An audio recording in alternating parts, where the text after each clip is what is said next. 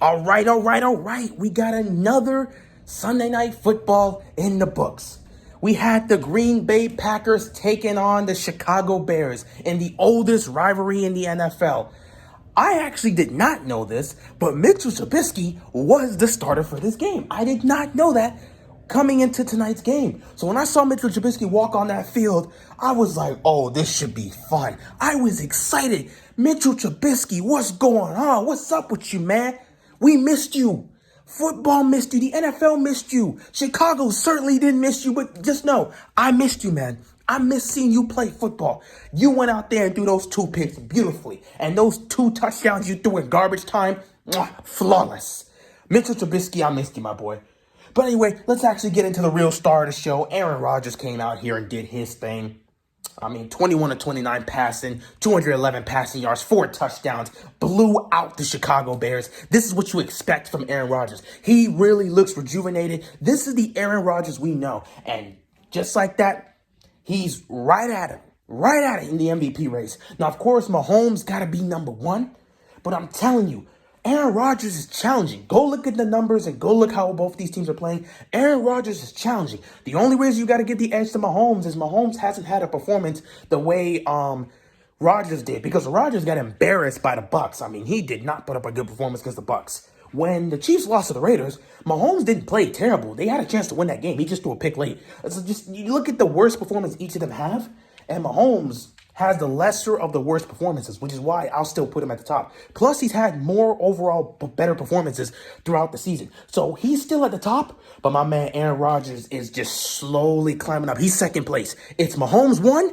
Rodgers 2. And unfortunately, my man Russell Wilson seems like he's going to be falling out of the MVP race once again for yet another season. His best shot at it was last year, but Lamar Jackson came in and stole the MVP. I'm sorry, but the stats he was putting up and the fact that he went undefeated for the entirety of the second half, 8-0, and he was going up against some of the top teams that were all playoff teams. Man beat a Bills team, playoff team, Bills, the number 1 seeded Niners, taking out the Patriots. He just took on so many, the Rams on Monday Night Football. He was a star among stars last year. And even if you look at the numbers, maybe you can make a solid argument for Russell Wilson. But keep in mind, Russell Wilson also did lose to Lamar Jackson that season. So I felt Russell Wilson had a great chance, but Lamar just stole the show, which is why it felt like superstardom and him rising to be a star just kind of overtook the beautiful season Russell Wilson was having last year. So I felt like last year was his best shot. And this year, he started off the season well, but he's fallen off. Those 3 interception games all of a sudden coming out of nowhere. It's just like, man, Russell Wilson's fallen off. And as he's fallen off, Aaron Rodgers has rised. Mahomes goes out, throws for over 400 passing yards and 3 touchdowns. Aaron Rodgers says, cool, I'm not going to throw for 400, but I'm going to drop these 4 tubs on the Chicago Bear defense. So I love what I'm seeing from Patrick Mahomes. I love what I'm seeing from Aaron Rodgers. These are 2 of the most talented quarterbacks we've ever seen. I still believe Rodgers is the greatest thrower of the football, but Mahomes may be the most talented all-around player. I don't know. You would have to look at Aaron Rodgers in his prime when he was able to, because Aaron Rodgers is a mobile quarterback. He is able to take off when he needs to, the same way as Mahomes. So when you go pound for pound, both of them in their primes, it's pure talent. Who is better? I'm not sure. That would be a great video to talk about one day. But let's see Mahomes continue to climb up. Let's see what he continues to do. I'm not going to put it there yet. But yeah, this is about Aaron Rodgers. He came out here. He did his thing. And Davante Adams, oh man, the connection he has with Davante Adams, flawless, beautiful. Davante Adams is one of the best receivers in the game. He's not the best, but you could argue he's top 5. I think he's top 5, and he plays like a top 5 receiver. And he definitely got to be a top 5 receiver.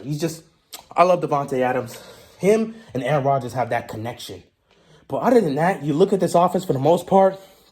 You look at Valdez-Scantling. You look at Lazard. You got some pieces there. And, of course, Aaron Jones is still doing his thing. But it's just like, man, that connection with him and Davante Adams is great. But, man, if you gave him a legit number 2, I don't think this Packers offense is really going to be stopped by anybody in the NFC. Offensively for the Packers, flawless. Like I said, nothing to really talk about. Rodgers was flawless. The passing game was flawless. Receivers looked great. They had a lot of bombs down the field. Rodgers was slinging it tonight. Even though he didn't have the big yards, he was slinging it when he needed to. He didn't really need to pass the ball that much because they really weren't on the field that much. They were scoring quickly and getting big yards, man. So yeah, this Packers team looked nice. I don't even think he played in the fourth quarter. He was done after that. He put all this up in 3 quarters. He was spectacular. Star of the night. Love the performance from Aaron Rodgers. Defensively for the Packers, they did a hell of a job on Mr. Trubisky. I know it's Trubisky, and I know we like to clown him, but they did a hell of a job on Trubisky. 2 interceptions on this dude. I don't give a damn about the 3 touchdowns because 2 of those touchdowns were in garbage time in the fourth quarter. One of them was before halftime. So that's the only one I really count. But those 2 interceptions, those 2 interceptions were killers for the Bears. So give credit to that Packers defense. They made sure Mitchell Trubisky had it rough. Not only did they force him to throw 2 picks, they also caused him to fumble the ball, and it was a fumble return for the touchdown. Oh my God, he fumbled it they're inside their own 20. He gets pressured, almost sacked, fumbles the ball, and then it's just picked up and easily returned into the end zone for a touchdown. And we just knew at that point, yeah, this game was over. I think that fumble return for the touchdown made it 17-0 or 17-3, something around there. It was just like, you knew this game was over. Mitchell Trubisky was not about to make this comeback. So yeah, props to the Packers defense. They did their thing today. Now, switching over to the Bears. Defensively, what do I have to say? Man, y'all got picked apart by Aaron Rodgers. Y'all really got picked apart by Aaron Rodgers. I mean, he just picked his spots. When he needed to throw the ball down the field, he had guys there. When he needed to pick his spots to put tight throws in, he killed you guys with it. Like, this secondary for the Bears, it's not like they were getting cremated. It was not like the situation that was happening between the Chiefs and the Bucks, where they were just getting torched, like just straight up torched, flamethrower. It was just murder. Mahomes was just straight up airing it out. In this situation, Aaron Rodgers was airing it out, but not to that extent. Y'all were just getting slowly picked apart, if you understand what I mean. Y'all were slowly getting picked apart. He was just making amazing throws to pick up the first down, and occasionally he'll throw a bomb down the field that ends up in a touchdown. It's just like, damn, the Bears defense can't do anything. They're trying to pressure him. They're trying to make him make mistakes. They just couldn't do anything. So this was a bad day for the most part for the Bears defense. They just couldn't really do anything to slow down the Packers offense. It was so bad. Rodgers just left at the end. He was chilling. Him, Devontae Adams, the most of the stars were pretty much chilling in the fourth quarter. They washed these dudes. It was just bad.